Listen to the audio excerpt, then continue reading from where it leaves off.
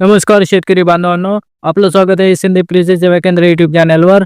तर शेतकरी मित्रांनो, जून ते सप्टेंबर या काळात महाराष्ट्रात प्रचंड प्रमाणात अतिवृष्टी झाली आणि त्यामुळे लाखो हेक्टरवरील शेती पिकांचं प्रचंड नुकसान झालं. अनेक जिल्ह्यामध्ये शेतकऱ्यांचे उत्पन्न अक्षरशः जमिनीदोस्त झालं. या पार्श्वभूमीवर केंद्र सरकारकडून राज्याला मदत मिळणार का? प्रस्ताव पाठवला का? की अजून फाईल गोंधळात अडकली आहे? मागील काही दिवसापासून केंद्र राज्य सरकारमध्ये या विषयावर मोठं राजकीय वादळ उठलं आहे. आजच्या व्हिडिओमध्ये आपण पाहणार आहोत प्रस्ताव नेमका कधी पाठवला गेला, केंद्रीय मंत्री काय म्हणाले, राज्य सरकार काय सांगतं, प्रत्यक्ष नुकसानीची आकडेवारी काय आणि सगळ्यात महत्त्वाचं शेतकऱ्यांना मदत कधी मिळणार. म्हणून व्हिडिओ शेवटपर्यंत नक्की बघा. तर 2 डिसेंबर रोजी राज्यसभेत एका प्रश्नाला उत्तर देताना केंद्रीय कृषी मंत्री शिवराज सिंह चौहान यांनी सांगितलं की महाराष्ट्र सरकारने अद्याप मदतीचा प्रस्ताव केंद्राकडे पाठवलाच नाही. या धर्तीवर गृह राज्यमंत्री नित्यानंद राय यांनीही लेखी उत्तरावर हा दावा केला. यामुळे स्पष्ट संदेश गेला की 2 महिने उलटूनही राज्याने केंद्राकडे प्रस्ताव पाठवलेलाच नाही. शेतकरी बांधवांच्या मनात प्रश्न निर्माण झाला, अतिवृष्टीला 2 महिने झाले, मग प्रस्ताव का गेला नाही? तर 3 डिसेंबर रोजी लोकसभेत खासदार सुप्रिया सुळे यांनी हा मुद्दा उपस्थित केला. त्यावर केंद्रीय कृषी मंत्रीच उत्तर मात्र पूर्णपणे वेगळं होतं. त्यांनी सांगितलं की महाराष्ट्र सरकारने 27 नोव्हेंबर रोजी प्रस्ताव पाठवलेला आहे. आता खरा गोंधळ या ठिकाणी निर्माण झालाय.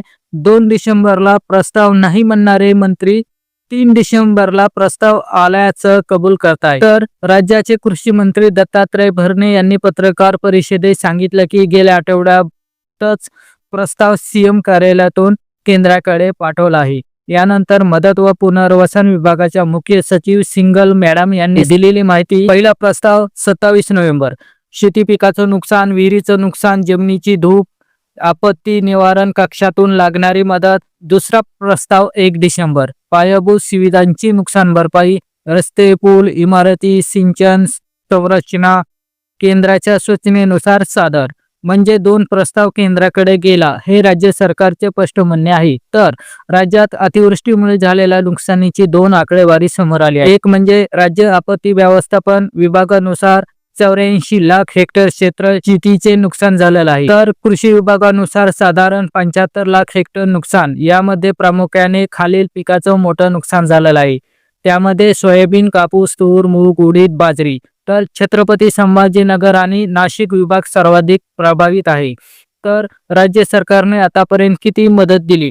तर राज्य सरकारचा दावा 6,911 कोटी रुपये खरीप पीक मदत वितरित, 1,13,00,000 बाधित शेतकरी, त्यापैकी 86.47 लाख शेतकऱ्यांना मदत पोहोचली. परंतु ई-केवायसी न झाल्याने 7.5 लाख शेतकरी मदतीपासून वंचित. तसेच 250 कोटी रुपये प्राधिकरणामधून दिले गेलेले आहेत. तर केंद्राकडे किती निधीची मागणी? राज्य कृषी मंत्री यावर स्पष्ट आकडा सांगितला नसला तरी आपत्ती व्यवस्थापन विभागातील माहिती प्रमाणे सुमारे 10,000 कोटी रुपयांच्या मदतीचा प्रस्ताव केंद्राला पाठवलेला आहे. तर ही मदत राष्ट्रीय आपत्ती निवारण प्राधिकरण NDRF कडे जाते, कृषी मंत्रालयाकडे नाही. त्यामुळे नोंदणी व मंजुरीची प्रक्रिया स्वतंत्र असते. मग केंद्र सरकारने प्रस्ताव मिळाला नाही असं का म्हटलं? तर हे 2 कारणे समोर येतात. एक, प्रस्ताव विभाग चुकीचा असल्यामुळे केंद्र स्तरावर चुकीची माहिती पोहोचली असल्याची शक्यता. 2, 27 नोव्हेंबरचा प्रस्ताव केंद्राच्या संबंधित विभागापर्यंत पोहोचण्यास विलंब झाला असू शकतो.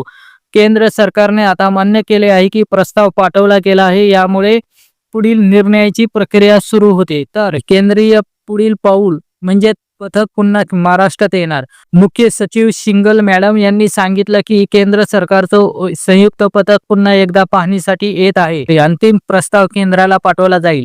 त्यानंतर मदतीबाबत अंतिम निर्णय घेतला जाईल. याचा अर्थ शेतकऱ्यांच्या मदतीचा निर्णय अजून काही काळ लांबण्याची शक्यता आहे. तर अतिवृष्टीमुळे खरीपाचं नुकसान मोठ्या प्रमाणात झालं आहे. आता रब्बी पिकासाठी म्हणजेच नांगरणी, बियाणे, खत, मजुरी, सिंचन खर्च हे सर्व वाढलेले आहे.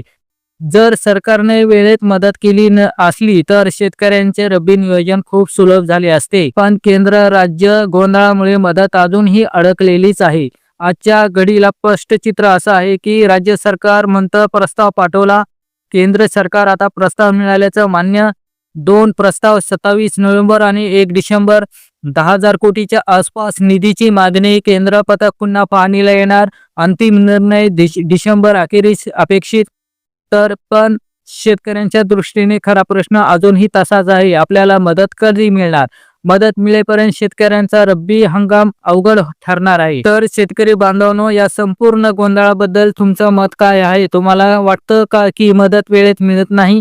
तुमच्या गावात किती नुकसान झाले?